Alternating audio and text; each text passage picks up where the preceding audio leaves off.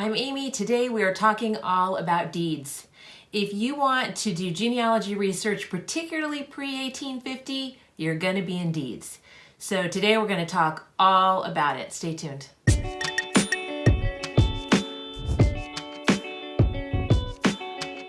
Maybe you've tuned in because you saw the pre-1850s research video that Connie Knox from Genealogy TV and I did together. But there's so much information when we're talking about deeds and probate records that I wanted to do another video and dive into those details a little better for you. So that's what this is all about. So why deeds? What's the big deal about a deed? What is a deed? Let's talk about that really quick. In truth, I solve a lot of my clients' problems with deeds. I use them all the time, and it's a professional secret that I think some people just don't know to look at them. And so today we're going to talk about why you have to. Now, a deed is an instrument, a legal instrument, indicating transfer of property. Ownership is being transferred from one person to another.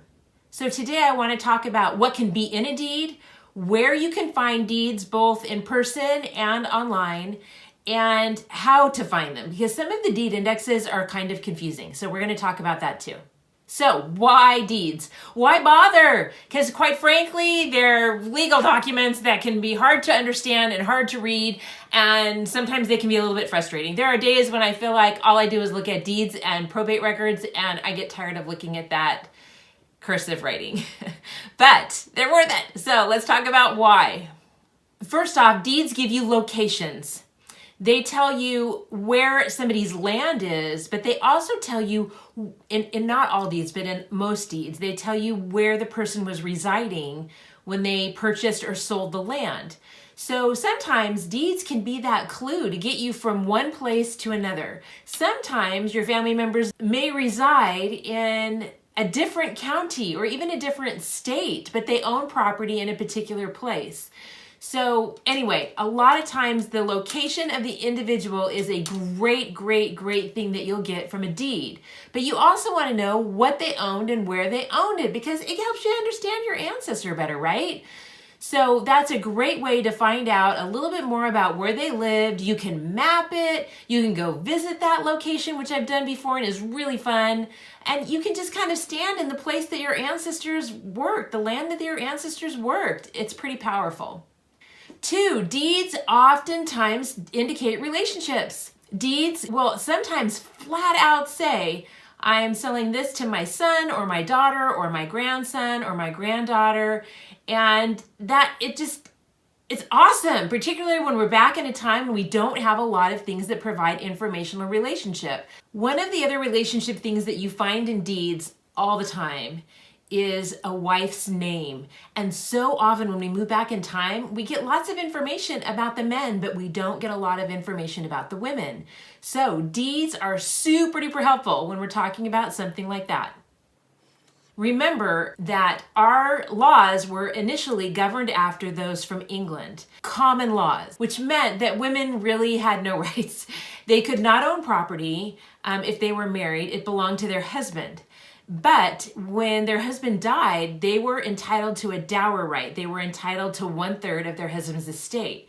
And because of those laws, women had to be included. So a man couldn't sell property without having his wife sign off on it. Because if he died, then his wife could go back and say, hey, 1/3 of this is mine.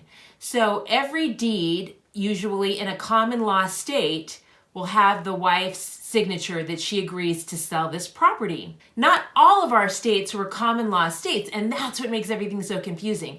Some of the states were not. They were civil law states. And that includes, let me look at my list, Alabama, Arizona, Arkansas, California, Florida, Louisiana, Mississippi, Missouri, New Mexico, and Texas. Those are all civil law states. So their laws are a little bit different. So sometimes you really do need to understand the laws to understand a deed. And Google searches can help you find information on the laws in a particular state. Sometimes a deed doesn't give you a direct, yes, this is my son or this is my wife or whatever. Sometimes they're clues. Like, who did they buy their land from? Who did they sell their land from? Oftentimes it was family. Many times in a deed, you'll see in consideration of my love and affection. Well, that's a clue, right? This is probably somebody that is a relation or a very dear friend. Sometimes you'll see in consideration of $1. I'm going to link an article in the show notes in the information below that talks a little bit more about why they would use that $1. It's an article that Judy Russell, the legal genealogist, put out. It's great. One of the other things that you'll oftentimes see in deeds are their neighbors in two different ways. Sometimes the description of the property says that the property goes from here to here and it adjoins so-and-so's property. Sometimes you'll see the names of family or neighbors in the witnesses of a deed or other legal instrument. So that's two ways to get great information on your fan group. What fan groups is friends, associates, and neighbors. People didn't travel by themselves. It was too hard. So those are important people. One of the other great things about deeds were used to transfer ownership of slaves. And so if you're doing an enslaved person's research, deeds can be extremely important because it may be the only record that you have that names an individual. So if you're in African American research, you definitely want to understand deeds. And finally, there's other clues in deeds. They can include, what did your ancestor own? Sometimes a deed included selling of property, and that might include a horse or beds or all kinds of things. It can be really interesting. Sometimes deeds indicate military service. Sometimes deeds reference a land grant. Now, a land grant is different than a deed. A land grant is the original granting of a piece of property for either consideration of money or oftentimes service. And frequently that was military service. So if you see your ancestor obtaining a piece of property without a deed, they may have obtained it as a grant, and then later on, then they sold it. So that gives you one other place to look for your ancestor is in grants, and those are in separate documents. And sometimes different repositories hold those grants. That's the stuff of another video too. Sometimes things that we wouldn't even think of as a deed or a transfer of property can be found in deed books. For instance, marriage bonds can sometimes be placed in a deed book. Sometimes you'll find a power of attorney, or sometimes you'll find guardianship records or indications that there was a guardianship involved, which then gives you a clue. I've got to look heavy for guardianship records. And then sometimes mortgages are included in deed books. And that is just like a mortgage today. That means that they didn't own the property outright. They were taking out a loan for a piece of property.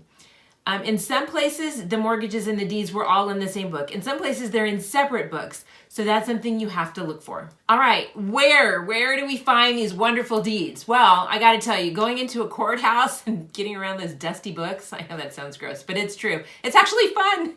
So if you have the opportunity to visit the courthouses where your family members lived, do it. It's great. It's a fun experience.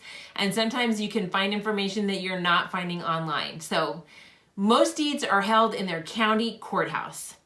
And the other thing to keep in mind is that a deed is usually held in the county in which it was created. So if your family members lived in an area that the county was then divided and part of that county became another county, sometimes a person didn't move, but their county and census records kept changing. And it's because the counties kept changing. The population grew, and so they made smaller counties.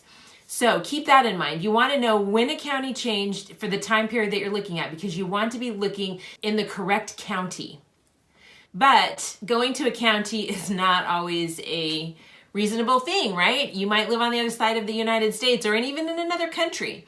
So one of the things that you can do is find a lot of deeds online. Now, my go-to place for finding deeds is Family Search. And I'm going to go into detail on those records and how you look at them and things like that. But I want to give you a couple of other options as well. One other place that you can look is on just a simple Google, just a simple Google, I can't say that. Just a simple Google search. There we go. And that is by just typing in the name of the county and state and then online land records. And that can help you find these records that may not be on Family Search. Another place that you can look that does have quite a few deeds is Ancestry. The way that they're sorted on Ancestry, they're not in a complete book.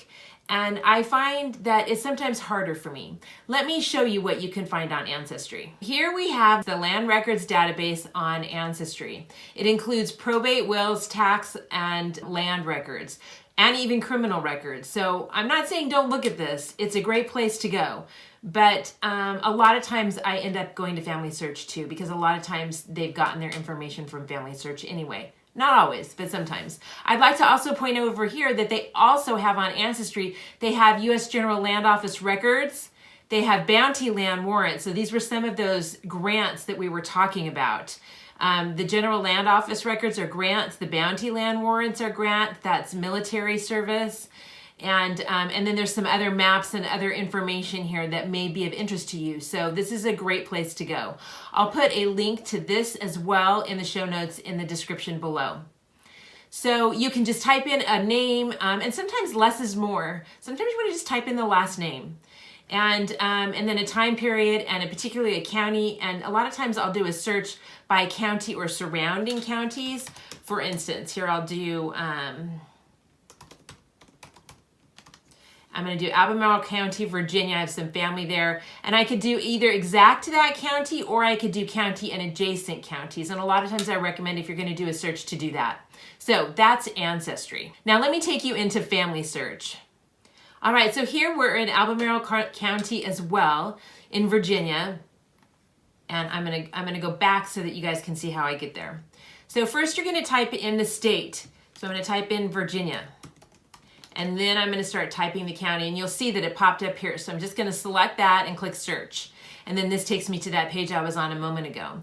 And I'm going to go down here, and I'm going to go down. There's so many great records in here, but we're just going to go to land and property. So they have quite a few. They have 16 different things. But what I do is I go down. I want to see what the county has. Some of these are books that people have that, you know, were helpful, especially when we were in the days of microfilm, but Family Search has worked really hard to provide these records to the public if they are allowed by the agreement that they have with whomever they microfilm the records from. And so I would prefer to just go to the county source. So here I'm at the county clerk, Albemarle County, Virginia, deeds and general index. So you'll see here that this just kind of gives you some information on where the deed came from. A microfilm of original records of the Albemarle County Courthouse in Charlottesville, Virginia. Some pages are dark or faded or hard to read. I want to point out a couple of things here to you, and it's kind of unusual to see this on one page. Usually they're all either one way or they're all another. But if you see a camera like that, that means you can look at the image. Like you were looking at microfilm that we did years ago. If you see the little key here, that means that because of when they microfilmed it, there are restrictions. And so it's viewable, but you have to view it at a family history library. And if I were to click on it, it's going to tell me to view these images, do one of the following. Access the site at a family history center or a Family Search affiliate library. And if you click on these, that'll take you to the site you need to go, and you can put in your information on where you live, and they'll show you where the nearest one is, which is super helpful. So I'm gonna go back here. Different counties organize their indexes differently. This is a general index. And some will have a grantor index and a grantee index. Now the grantor is the person that is selling it, and the grantee is the person that is buying it. So let me show you this general index from 1748 to 1859. I'm going to click on the camera, and I've got a ton of little images. And so I'm just going to go down here and pick one, double click on it to make it larger, and over here on the side I can blow it up even more. This is a true general index in that it has the from and the to all together, which is great. I actually love these. These are wonderful, but not every place did them. So this shows that John Carter purchased land from Robert Fields, and it's in, and then this gives you the type of instrument, and which can be helpful. Here we have a mortgage, here we have a trust, a release. So those are important things to see. But they tell you the book and the page number. So, and then we see that John Carter, and this gave me the year over here. Now, every book can be different. Sometimes the year's over on this side. And so you just have to read the information. So this says in 1774, John Carter purchased land from Robert Fields. In 1779, he sold some to Henry Carter Jr. And then in 1803, he sold some to Whitaker Carter.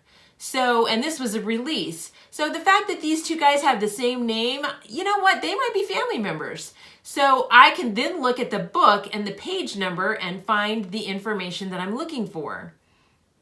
I want to remind you that what you're doing here is basically looking through a book. So if I click on here or click on here, I can just turn the page and I can see the next page and the next page, and I'm just flipping the pages of a book. But if I go here to this little thing right here, I can see multiple images. And when you're in doubt, go to the beginning of the book. So here we have Abraham Allen provided a gift to Micajah Allen. And this was in 1765. It's a gift. It's in book 4, page 82. Let's check that one out. So I'm going to go back and I'm going to look at deed book 4. So it's going to be right in here. Now here I have, and I can look at this first. I'm going to look at this. This is deed book 2. Okay, so I'm going to have to look through these images. So I'm going to make them a little bit smaller, and I'm going to look for, because they're going to have a beginning and an end of every book. So this one says continued, but now we have a new beginning. So let's see what this one is. Here's deed book 3, but I want deed book 4. So let's keep going.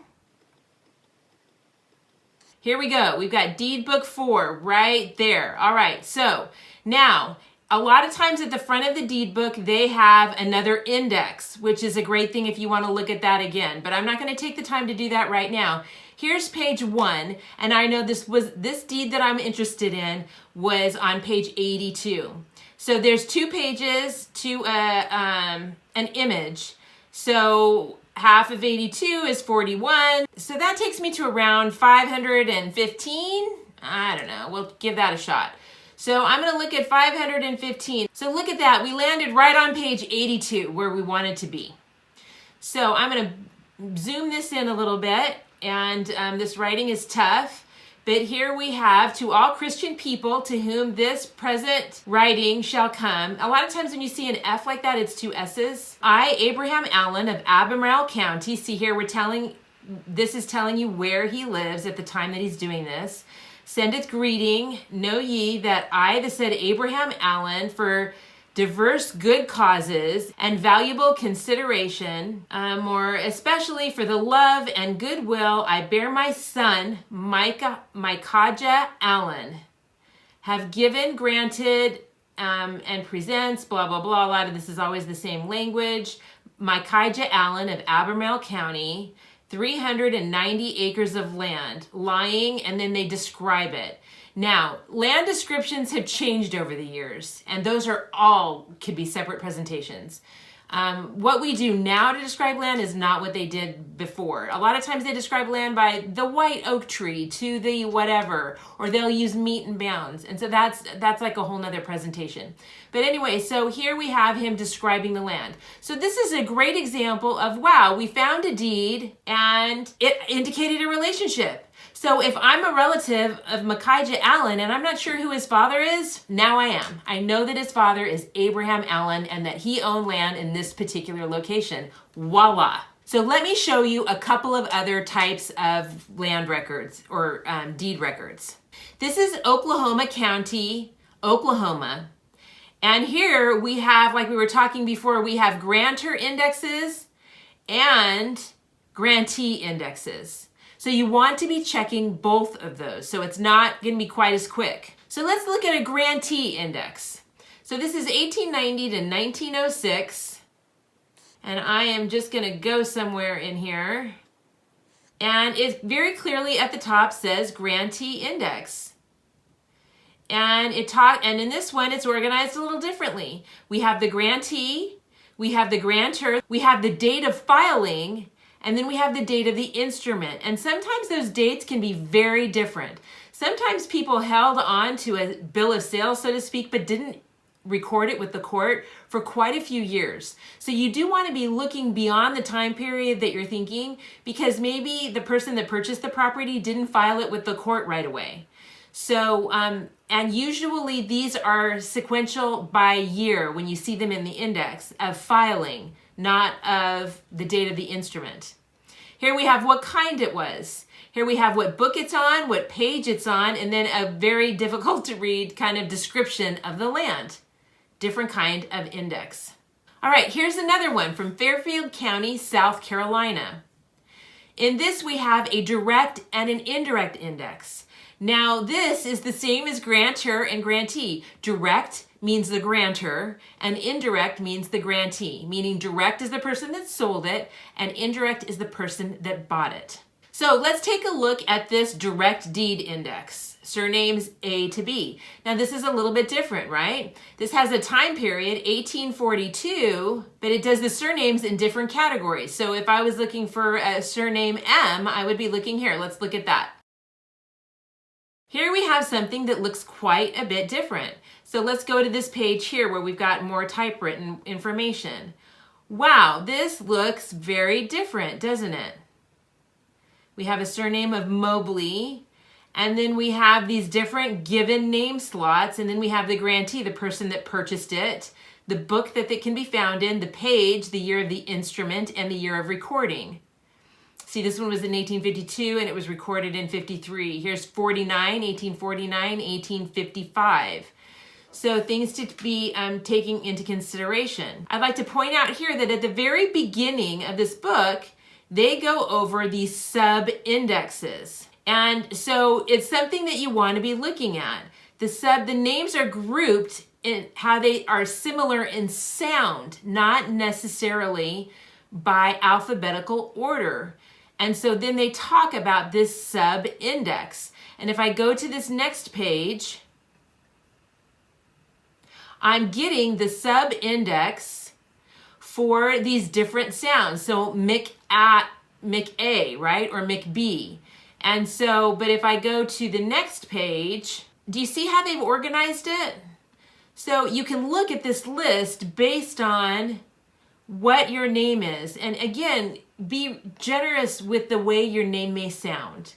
So sometimes this is really helpful because maybe your family name was written down a little bit differently and you might be able to find it better through an index like this. To go back to this first page now of this index, this isn't alphabetical, is it? The first one is Mobley. You'd think that the first one would be a Mic or an MA, but it's not.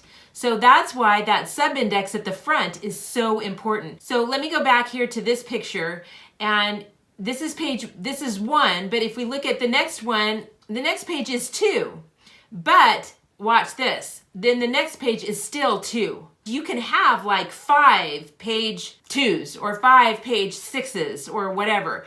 So I want to show you another one because they can even be more confusing. Here we have Delaware County. Which one is this? Delaware County, Pennsylvania. And so here's the outside of the book.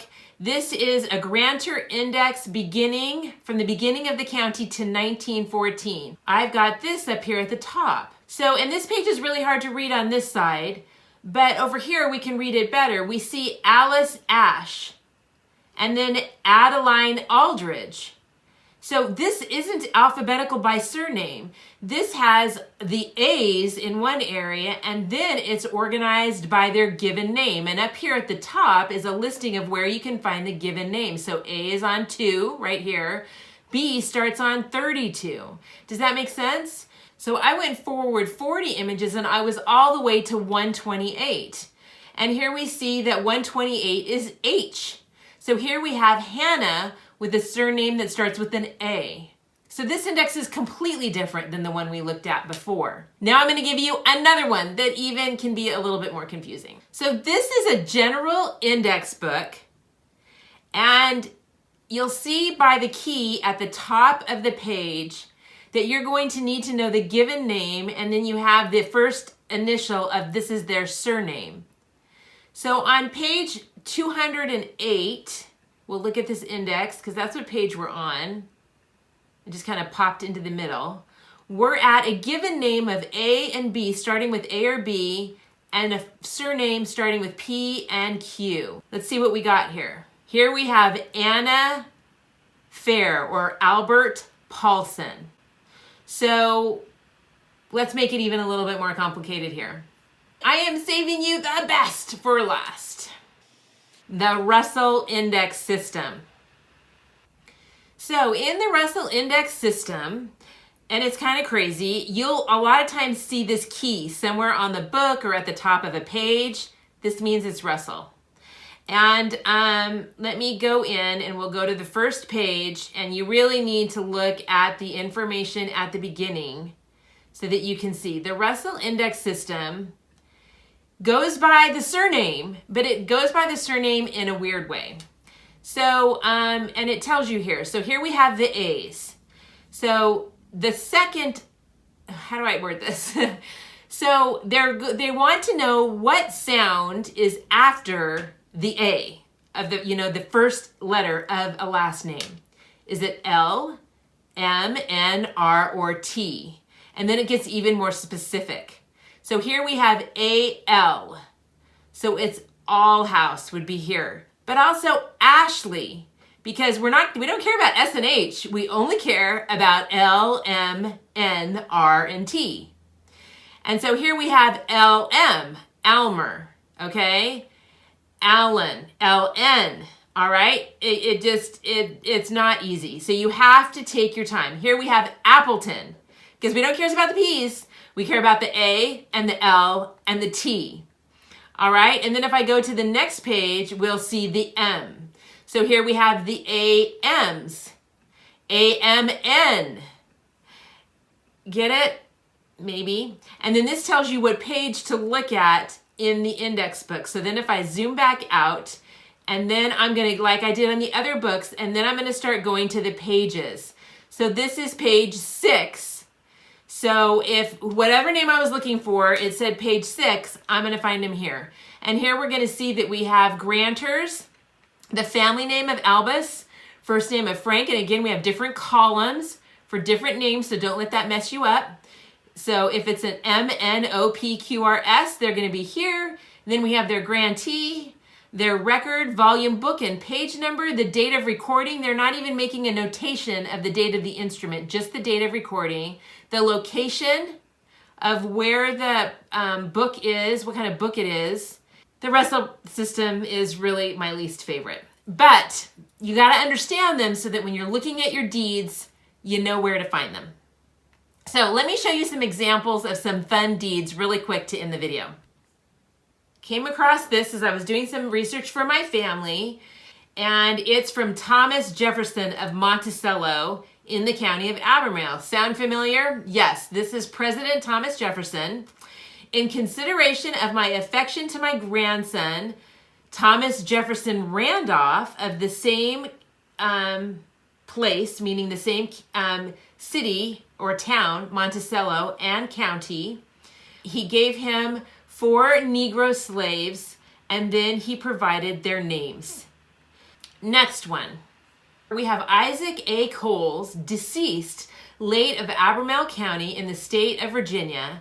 His last will and testament bearing the date of the 15th of February in the year 1837. So we know his will was written on the 15th of February, 1837. It was admitted to probate on the 2nd of August, 1847. Anyway, so here we kind of have a probate record, but it was in the deeds. So we know he probably died close to the 2nd of August, 1847, because that's when they filed it. So they would have filed it fairly close to the time of his death. But what it says here is that the will authorized and empowered me, Indiana Coles, his executor. And then it says, I am authorized and appointing in my place and stead my son, John Stricker Coles. Finally, here we have Jacob Fry and Elizabeth, his wife. Great. Now I know the name of Jacob's wife, but it's even better. Late Elizabeth Rudenbaugh of the one part and George Painter of the other part. In this instance, late means or her maiden name, right? Before she was married.